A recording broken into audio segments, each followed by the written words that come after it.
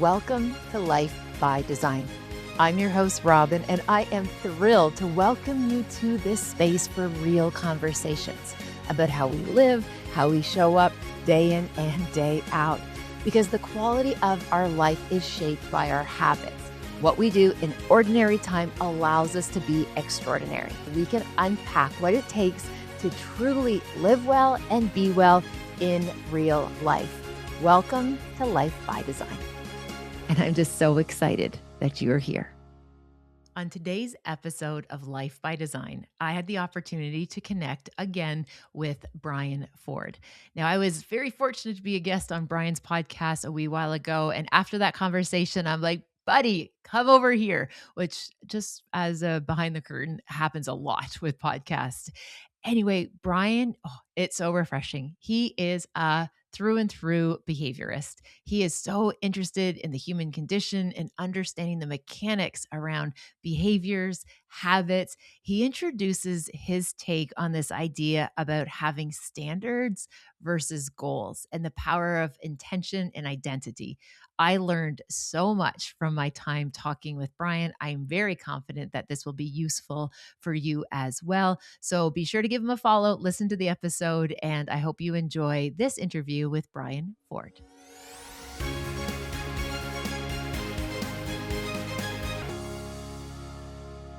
Brian, welcome to this episode of Life by Design. I'm so thrilled to welcome you here today. Thank you so much, Robyne. It's an honor, and I'm excited to chat with you. Oh, that's terrific. Now, for folks who haven't come across your work yet, could you give us just a wee little backgrounder about who Brian is, what you're working on, and what you're thinking about these days? Sure. Well, I'm probably best known as the host and founder of a podcast called Self-Improvement Daily. So Yes. over 7.5 years, I've been basically sharing a memoir of my own personal development, what I'm learning, what I'm consuming, what I'm experiencing, how these difficult topics that we all try and process all actually play into real life scenarios. And I'm basically the guinea pig, and I just get to I share love it. the things Yeah. that I'm going through. And my story arc into personal development is actually through sports. So I was a Division Yes. I student athlete. I played soccer at UC Davis. I studied neurobiology, and I was the star. I was the team captain. I was the Yes. scholar athlete of the year. I was on the fast track. I was making a difference in the world until I left this structure of organized sports and I got a job. And when I got a job, I became average very quickly. And I was like, wait, everyone, Oh, but I'm the guy. Like, don't you know yeah. that, like, no matter what I touch, I thrive, I excel. And I was in medical device sales, and I was basically working with spine surgeons, neuro and orthopedic surgeons, and I was trying to convince them to use my product. And they'd been in their practice longer than I'd been alive, right? So, like, Yeah. what license do I have? So it was Yes. at that point when I realized, okay, I need to get better. I cannot rely on my talent and Yes. the version of myself that's gotten me here. I need to be proactive about building myself into a new version of myself. And that's when I became a personal development junkie, and I started reading every book Mhm. I could get my hand on, started borrowing every idea from the world's most successful people to understand what Yes. about them helped them to succeed at that level, and began to immerse myself in that world. And some people might experience this also. Reading and consuming is not enough. I felt Yes. entitled. It's like, oh, I'm doing all of the right things. I'm putting so much time into my self-growth, but my life isn't changing. Like, why Mhm. isn't it changing? And it's because I was not applying what I was learning. Of course, we need to take Mm. action different ways. And that's where the book that changed my life the most in the personal development world is called The Compound Effect by Darren Mhm. Hardy. I took that letter to letter, and I was like, all right, he talks about daily tracking. He talks about Yeah. making better choices. He talks about having the right habits. He talks about the power of your environment. He talks about Yeah. picking up momentum. How do you actually do these things? And I created my own system that was inspired by what he described and evolved it over the course of time. And it really has become central to my own coaching philosophies and the way that I operate and exist in the world. So that's what brings me into the Yeah. spaces where I'm at today, where I'm a behavior change coach. I'm a podcaster, got Mhm. a huge impact movement and mission that's behind me too. And Yes. I'm excited to share all the things I'm up to. Yeah. Brian, I just like there are so many parts of that story that it just resonates on such a deep level. And I just appreciate first the vulnerability of just that honesty of, hey, life was pretty good. I was kind of the guy. I was Yeah. the captain, like things were pretty good. You basically were, with a lot of hard work in a very structured way. Like Brian was living on easy mode, right? Not to Mhm. discount how hard it is to be a D1 athlete, but like it was pretty predictable. It was in this container where there was clear rules about what excellence looked like. There were standards. There were just like, this is what it is. And you like perfected the art of what you had to do at that particular season of your life. And I think the reality is a lot of folks don't actually ever leave that season, right? Like Mm. they stay stuck there. And we see all those kind of examples of people who talk about the good old days being back in the college days or uni days. And I just again just want to share like the fact that there wasn't this catastrophic life event or this massive derailing other than, hi, welcome to adulthood, get a job, right? Like it wasn't like you got so far off course and then you had to build a comeback. It was like, I'd done everything right up to this point, but then all of a sudden the rules kind of changed, the expectations changed, the ecosystem that I'm now in is different. And you found a way of creating a process and a system. You put in the reps, and now all of a sudden you're here where you say like, wow, there's a lot of sharing that I want to give to other people because there's a way to do this structurally and Totally. systematically to really build a great life. And as a fellow behaviorist, it's like, yes, Brian, like yes, this is, we jokingly talk about all of those books and us who buy those books and read them all like shelf help, right? Like we Totally. have all of the shelf help, but what you then did is found another way to level up by understanding integration. And that is a beautiful example of what your podcast is, what your work is, what your mission is. And that integration piece is just what you're doing is remarkable. Thank you. Yep, and you're right, it was turbulent, but Yes. we all kind of bounce our way through, and it's kind of there's a similar philosophy that comes up with, a sales conversation where someone's Right. like, "Hey, you're going to get this result. You're gonna be this person. What do you wanna trade, time or money?" Right? And it's the Right. same process in our self-improvement. We're going to become that person. We're gonna learn the lessons, but can we take the control of that and have the agency to accelerate that process so that we don't only reach the ceiling of whatever that limit was, but then we break through it Yeah. and continue to expand beyond it? Yeah, that's absolutely amazing. And there's one idea that you shared with me that I think, again, as I shared with you off before we started recording, your idea around, standards versus goals. Like I'm in this space of behaviorism and I have never heard anybody talk about it the way that you do. Could you tell us a wee bit more about that? Because I think, again, this is that unlock for folks that could really make a big difference. Perfect. Yeah. Well, it connects directly into the story I just shared, which is Exactly. okay, so I'm a personal development junkie. I know all of the right things to do. Let me go Yeah, and try and do them. And one of the things that we've all learned is, well, your goals are 42% more likely to come true if you write Mhm. them down. So That's guess right. what I did was I would write down my goals and then 30 days, 60 days, 90 days would pass and I haven't made any progress on them. And then I'd get all frustrated, be like, oh, well, what's Yeah. wrong with me? Why isn't it working? And it's because I was missing a larger framework, right? The goals are the outcomes. That's what Yes. happens at the end as the byproduct, but of what, right? Of what? The Mhm. inputs. And that's one of the kind of the laws of the universe that I think is just a law of our lives is cause and effect, right? Yes. There is something that we do as behaviorists, we get this. There's something that we do that interacts with the environment in some way to then produce something else. It's happening Yes. consciously and unconsciously. And Mhm. if we want to steer our life in the direction of something that's more positive, favorable, desirable, that represents who we want to be, well, then we get there through the inputs. So it's Yes. important to measure the outputs and to have the goals, but the goals themselves, they are meaningless Mhm. without the effort and action that goes behind it. So then you have to start tracking your way back, right? Right. So a framework I learned from a mentor of mine that I've put into practice is a framework called goals, strategies, tactics, right? So Yes. you figure out the optimum result. So what are you building toward? What does the top of the mountain look like? But then you need to figure out how are you going to get there? That's your Mhm. strategy. So what is the most likely path that you can take to get to the desired result? And Mhm. that's the thing about using this metaphor of climbing a mountain. There's a trail that goes right, there's a trail that goes Yep. left, there's a trail that comes up and then comes back down and goes back around the back. There are an Yes. infinite number of ways to reach the top. What is the best way for you?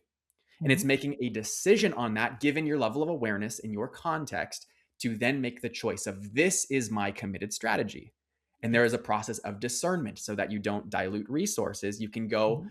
on that path instead of all of them, which then takes us to the next step. And I'm getting to standards here in a second, Yeah, which takes I us to get the it. next step, which is tactics, right? Mhm. So it's not enough just to say, hey, that's my path that I'm going to climb. You literally need to walk it step by Mhm. step. You need to take daily action that's in alignment with the strategy, that is in the direction of the path that you've chosen. And that's where, my favorite thing is consolidating all of that way down to your daily schedule. What are the things I need to do on a daily basis in order to walk this path? And notice that there is uncertainty at Yes. each interval of this framework. A strategy and executing a strategy cannot guarantee the fulfillment of a goal, Mhm. and the tactics cannot guarantee that a strategy will work. There Right. is some disproportionate relationship between cause and effect, the inputs and the Of course. outputs, that then gets lost and diluted because of the inherent uncertainty that we live within. So, as I've found it, getting down to tactics, the thing that is in our control, the way that we spend our time and take action on a daily basis, one of the best things that we can do in order to actually achieve our goal is to be really aligned on those daily tactics. Right. I call those your standards Your because standard. these are the consistent bass drum heartbeat of your daily operation that you believe are most likely to support your executing your Yeah. strategy, that then ladders up to you fulfilling your goals. So when we talk about the focus in our lives, we need to set the goal to then reverse engineer all these different elements, but we need to take action and define our standards. And one Right. of the details around standards is it's kind of a buzzword. It's great to have high standards, but what does that mean? Well, clarity is an incredibly important piece. We need to Mhm. make things as objective as possible so that our unconscious mind can't rationalize into, Yes. oh yeah, I exercised today because I walked across the street to grab a burger, right? Like Yes. that doesn't Yes. count. You need to clearly define your Mhm. standards so that you can measure on a daily basis your performance and activity against those standards. So that's a Yeah. bit about how it kind of ladders up, and why standards should be the brunt of our focus on a daily basis versus goals. Yeah, like, Brian, I just appreciate how you illustrated that and mapped it out, and it makes absolute perfect sense, like, it feels right, Mm, and one of the things I really appreciate about this is then it goes into one of the biggest principles of behavioral change that we know about is the identity piece, and being a person who does what they say they're going to do, like, that's the mm, number one way that we can improve personal efficacy, it improves our self-esteem, it improves our outcomes when we become the person who does what they say they're going to do, which is part of that identity piece. And again, the research on the power of identity, it's shocking to me how people talk to themselves, Brad. And I know we're bringing the cognition piece in here as well with the behaviorism. However, what we know about it is that what we see is that, so for example, I'm sure you, Brian, you've come across the study around like smoking cessation where they were trying to get right. people to reduce their smoking, and one group was simply called the group that was trying to quit. They were smokers who were trying to quit smoking. And the other group was given the same intervention, but they were called a group of non smokers. Like this group is now non smokers. This group is a group of smokers who are trying to quit. These are non smokers. And what was remarkable, same intervention, same like, and enough distribution of people in both camps, the people who were identified as no longer smokers, the non-smoking group, they experienced less physiological withdrawal symptoms and were able to sustain behavior change far greater at success rates than the group who were smokers trying to quit.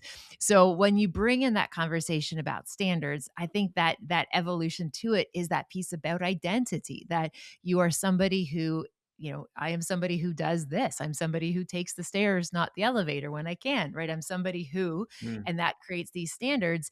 And again, it keeps it within reach versus some of those goals might feel really far away. And I think that's where a lot of the self sabotage comes in, and where it's like, oh, well, my goal is to do this, but there's so much time between here and my goal. Like, what's that one exercise being crossing the street to get the burger? Like, that's really mhm. not going to do that big of a deal. But those things repeated really do. Yeah. Yeah, no, you're 100% right. Aristotle says we are what we repeatedly do. Like our Yes. identity is literally made up of the consistent actions we take. So when you Yeah. enforce a certain standard, that is teaching yourself that you are the type of person that does a certain thing. And then you're right, there's this groundswell of motivation and Mm. discipline that comes from being in alignment with that identity because it is psychologically unsafe to consider being anything else because that is our comfort zone as Exactly. being that way, right? So Yeah. we're almost self-sabotaging ourselves into good behaviors because our mind is trying to organize our behavior in alignment with the identity. So Yeah. Brian, could you tell us more about that? Like, I just want to pull that out a wee bit more because I really appreciate what you identified that from an identity perspective with these standards, that like it doesn't feel safe. Like, could you tell us a wee bit more about what you mean by that? Because again, I think that's a very interesting way of bringing that to the conversation. totally. Yeah. I mean, I think that the basis and the foundation that most people know, but it's worth reiterating is our Yes. mind is evolved to do one thing and one thing only, which is to keep us alive, right? It Yeah. is a safety mechanism, it is a threat detecting system. So anything that is deemed to be unsafe is then deemed to be a threat. And therefore, our natural energy is to avoid doing that thing, to Mhm. stepping in that space, to doing what is uncertain and unfamiliar. So the same goes for our own way of thinking and our identity. Our identity is our comfort zone, it's who we believe ourselves to be. So the more that we exist in alignment with that, the more we're in the Mhm. natural flow of what is safe and secure according to our unconscious mind. When we Yes. step outside of that, now we're doing things that are more threatening because they're less Mhm. familiar. And therefore, our mind actively sabotages us from doing those Yeah. things. And I love that you brought in self sabotage. I think a lot Mhm. about self sabotage. So Mhm. basically, as I understand it, self-sabotage is basically your own unconscious mind's imposed resistance Mhm. on you taking action in a certain way. Yes. So like Exactly. and where that comes from, your unconscious mind uses your belief system and your Mhm. identity to determine what it wants to do and what might be threatening against that. Self sabotage takes many forms that we are actually way more familiar with that we wouldn't necessarily label as self sabotage. We're like, oh man, like I just totally talked my way out of that opportunity. Like, yeah, that's Yes. literal sabotaging. But there are other things that are convenient, that are the mind's creative and rationalized ways of getting us to avoid taking that uncertain, that threatening action. Yeah. So things like perfectionism, Mhm. procrastination, imposter syndrome, fear, anxiety, and stress, limiting beliefs, negative self talk, confusion, right? Mhm. Overthinking, Yes. distraction. All of these things accomplish the same goal, which is they have us delay or delete or postpone Yeah. or reason our way out of doing the thing that is uncomfortable according to Mhm. our unconscious mind. So, what we need Yes. to do is evaluate how these things are popping up relative to the things that we want to do. And with that awareness, we can then override some of those Mhm. feelings, right? There is this tension, this resistance that we feel, which is self sabotage, but we are not at the mercy of our resistance at all times. We can overcome it. And what Yeah. I say is you must overcome that resistance to become the version of yourself you want to be. And it Yeah. does involve unlearning some of those patterns, choosing otherwise, using Mhm. willpower and environmental design and your own sense of discipline to be able to Yes. impose the action to establish that new standard until that becomes comfortable. And that's the payoff, right? That's the point we get Yes. to is now once you have established that new identity, you start self sabotaging your way, convincing yourself, rationalizing, Mhm. creating a certain truth that's in alignment with the new empowering identity that you installed, Yes. right? And that's what you're describing. Yeah, absolutely. And one of the things we often talk about in my work is the idea about like hedonic adaptation. It's the idea that we feel really good when we're working towards a goal and or again, we're doing things that are going to keep us away from that goal because it doesn't align with our self-view or our identity. And then all of a sudden we let's say we do achieve the goal and we expect it to be like, "Oh, this will make me happy." Right? I've been striving for this. Maybe it's like, losing that last 10 pounds, or maybe it's running that marathon, or getting that promotion, or getting that relationship, or getting something that gives us a perceived sense of status, whatever we define that to be. And then people, we know this about the human condition. We get the thing that we said was going to make us happy, and it might for a wee while, like a Mhm. day or two. And then all of a sudden, it seems to lose its sparkle. It seems to lose its value and its importance once we have achieved it But from an evolutionary perspective of human behavior, it makes a lot of sense. We do call that hedonic adaptation, that becomes your new baseline because we don't want the brain to be satisfied. We want the brain to be striving. We want the brain to motivate us to go find more. And I think, again, that mental discipline of recognizing that, that sense of striving and seeking and improving is actually really useful for us. And Mm, also because we have that effect that it doesn't really last as long as we think it's going to be, we sometimes lose that motivation or that discipline to do the follow through. But what I try to let folks know is it's like, no, no, like hedonic adaptation means you're just getting your baseline just keeps going up and up and up, and your standards are elevated, how you see the world, how you're able to perform. It's just like you're leveling up, right? You're just leveling up each and every time you hit that, what some people feel is that emotional plateau or that emotional pitfall. It's like, no, like sister, now you're there, right? Like mm, this is great because you're not going to fall off. It's not a cliff. It's like it's a new plane, and it's a really solid one because your brain now knows you can do it. totally. Yeah, I have a theory on that I want to share with you. That who knows if Please. you agree. It's so I think what you're describing, which is the mind's pursuit of more, right? The hedonic Yes. adaptation. Like we are literally designed to no longer respond to a same amount of stimulus because Yes. there's some mechanism that doesn't want to settle for that. And I think that mechanism is our own natural inclination for what I call certain safety, Yes. right? If our mind only wants us to be safe, then its direction of growth, improvement of every behavior we're ever considering is in the direction of certain safety. What Yes. guarantees our safety? And that is never going to be satisfied. Certain safety is Ever. impossible, which is why we have this unrelenting itch to always change and do, but at the same time stay the same and to be hyper vigilant about what's going Mm. on. And it's this really delicate dance, but that I think it's the undertone Yeah. of what you're describing. Yeah, absolutely. And again, I think what's helpful too is recognize that when we use words like safety, especially in the human condition, this isn't about like we call it threat, we call it distress, we call it, safety mechanisms, but this isn't like we're not fearing for our life. Right. It's not a matter of life and death. And I can share with you just a really brief example with my first book that came out years ago. I remember I was presented essentially concurrently like two options. And one was for a very small local like radio station who wanted to do an interview. Like I'm talking about like miniature opportunity. And the other opportunity that was presented was like a national, like massive morning show. And they both at the same time essentially sent in a request that they wanted to interview me on the topic of resiliency. So again, I had this opportunity that was this super small. I don't know how many people would have actually even tuned into that radio show or this national broadcast. And I chose obviously the tiny miniature radio show, and I created this whole dialogue, this whole monologue about the fact that it was Canadian and I am Canadian and I should support small local broadcasting. When I took one big step back, it was all about this was unknown, this big global entity of putting my work out there on that large of a stage with that much potential opportunities for rejection, for Right. like all the things that can happen when you put yourself out there in a new space. And again, I found my own justification as to like, no, I want to support small local media.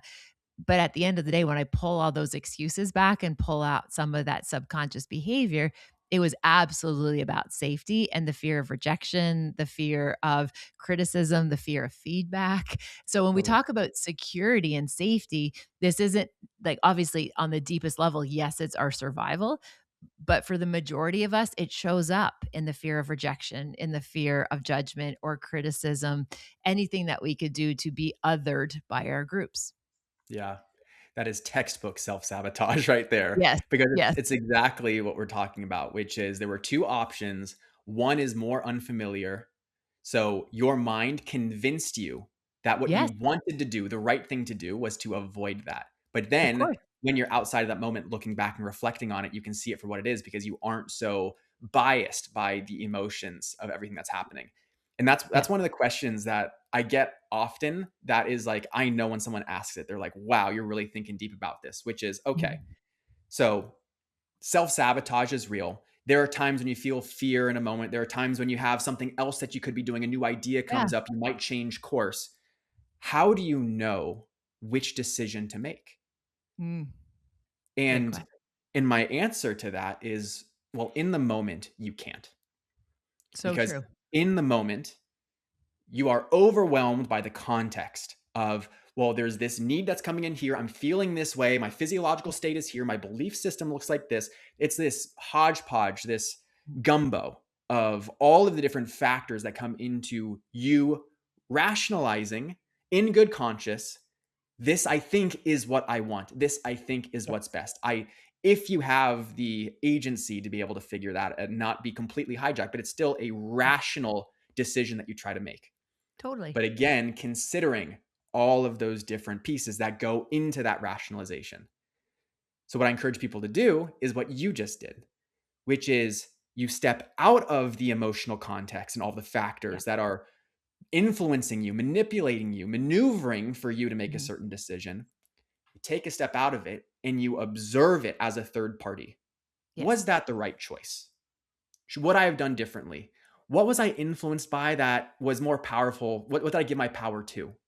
Yeah. And it's exactly that habit of Mhm. daily reflection on the factors that are influencing our choices. That is when we get to call something out to say that was self-sabotage Yes. versus that is the right choice.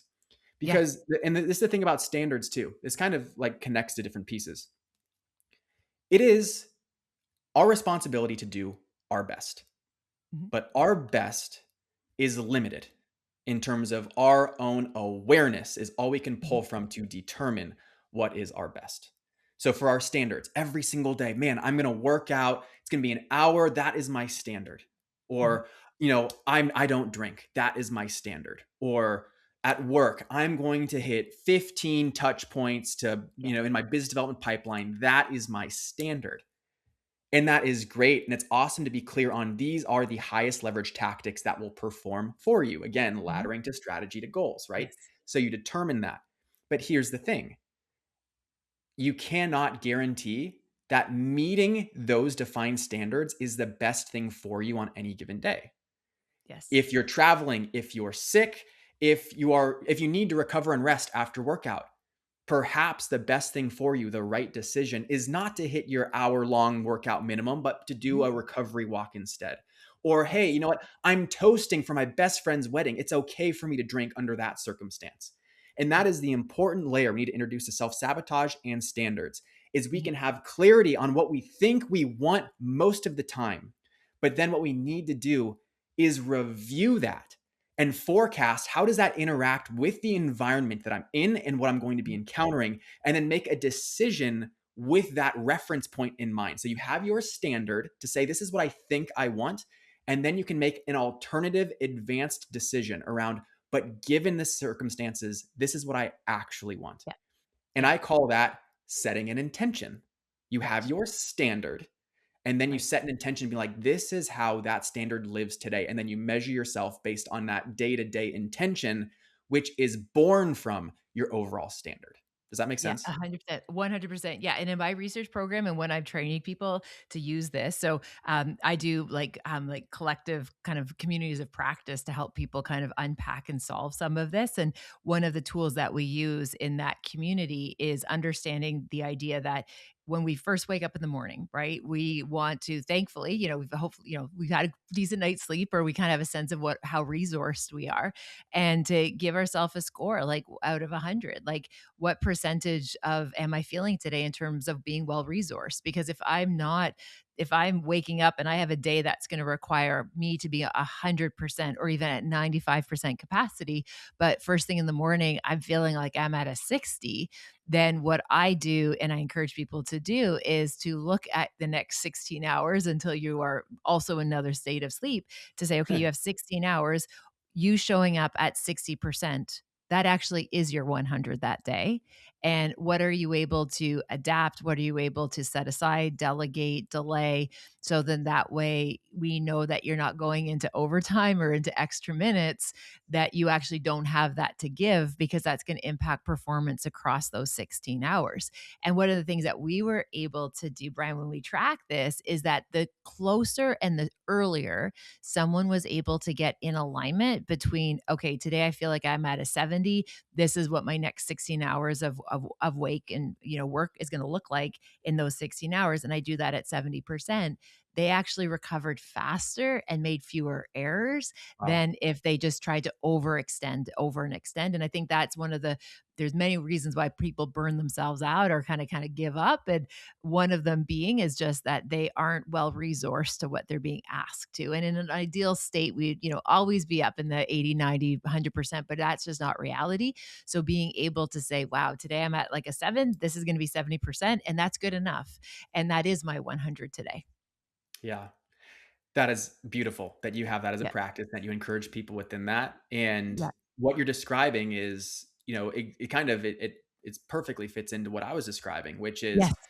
you have a certain standard or intention or idea for what you want to do on a daily basis.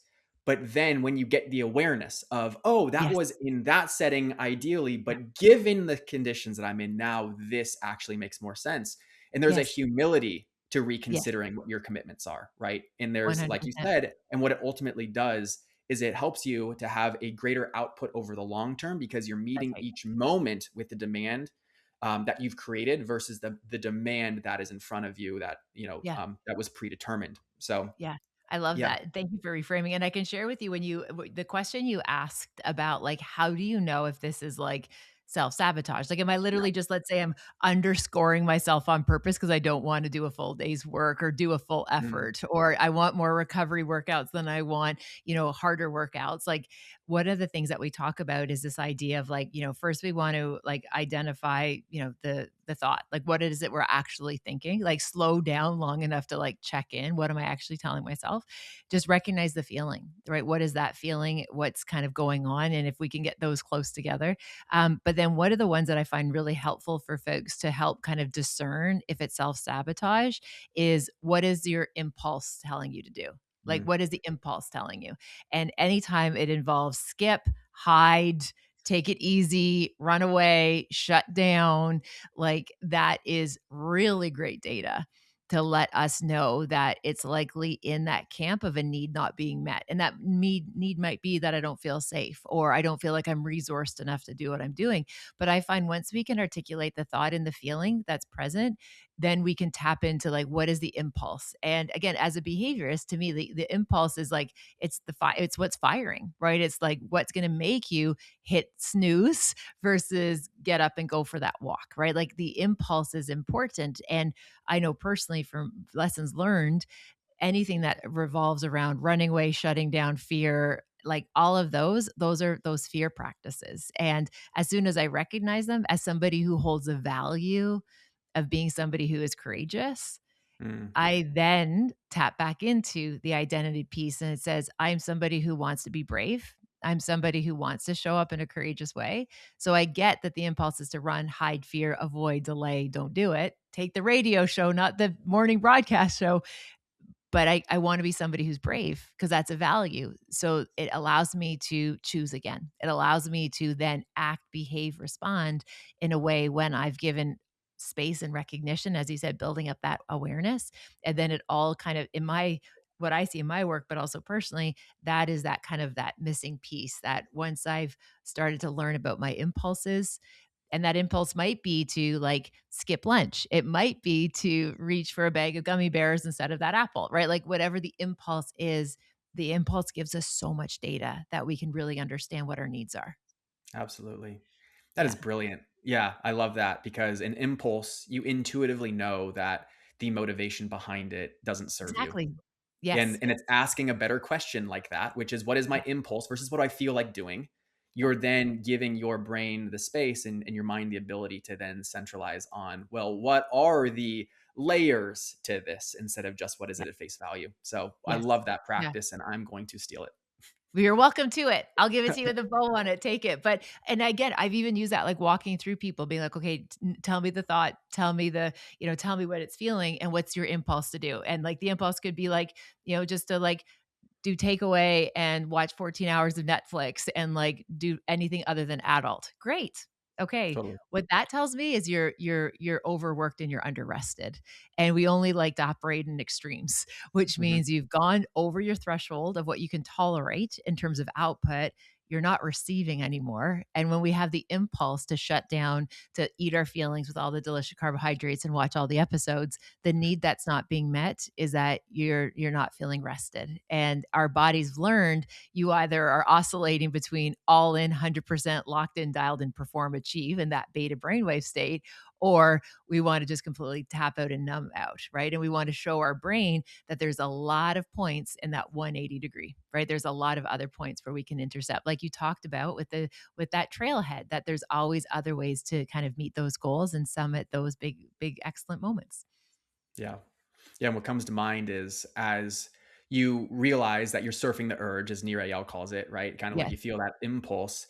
If you already have a pre-planned thing to replace with whatever that yes, impulse is, instead of you having to figure out in that mhm, emotional needy moment, you can yeah, default on your training, on your previous decisions. That helps you to then step into better action, more aligned totally, action that you'd be more proud of, right? So that's part absolutely, of the like the pre-planning and the preparation and the awareness that you get from, oh, this impulse comes up, so now I can be prepared with this response next time. You're more yeah. likely to redirect your behavior because you don't have to figure it out in that emotional moment. Yeah. And as you articulated so beautifully earlier on in the episode is the fact that like a mutual colleague, Phil M. Jones likes to say the worst time to think about what to say is exactly when you're about to say it.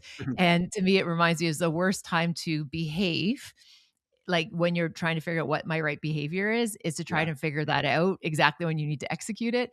So having a go strategy where, maybe your impulse is just to come home and crash out at the end of the day, creating a go strategy where it's like, okay, when I feel like that, I'm actually going to stop and I'm going to grab, maybe a pre-prepared meal on my way home. I'm not going to get home hungry after a difficult day and try to problem solve in that moment to make wise decisions. I'm literally just going to be picking up my greens and my protein on the way home to simplify it. And again, I'm convinced that if it's in front of us, we will eat it. Right. Like Mm, and again, that's why meal prep is so useful, right? If it's in front of us and we remove the barriers, we'll eat the things that we know are going to help us with our goals if we're thinking about a nutrition goal. So, um, anyway, Brian, I could talk to you for days. It is just so you know, like on a side note, it is so refreshing to talk to a behaviorist. Like it's like no, no, we do have feelings because I love how people are like, oh, you've taken out the feelings. It's like no, no, we understand feelings and we're really interested in action. And right. I just want you to know it has been like we were able to connect on your podcast and again here it is so refreshing to talk to a fellow behaviorist. And thank you for doing the good work that you're doing. We'll make sure to link everything in the show notes so people can learn more about your frameworks and be able to tune into your podcast, which I know is is a bright spot for a lot of people in their day. So thank you for being such an inspiration. And again, just your commitment to growth. It's just remarkable to witness. So Brian, thank you very much for joining me today. Yeah. Thank you so much. Always enjoy these conversations. More to come. Thank you for spending time with me on this episode of Life by Design. I appreciate if you have a moment to pay this forward, share it with someone who you think might benefit from the ideas shared in this episode. If you're feeling so inspired, please also rate and review the podcast wherever you listen to your favorite podcasts. Again, thank you for listening. Thank you for your time. Take good care, and I'll see you next time.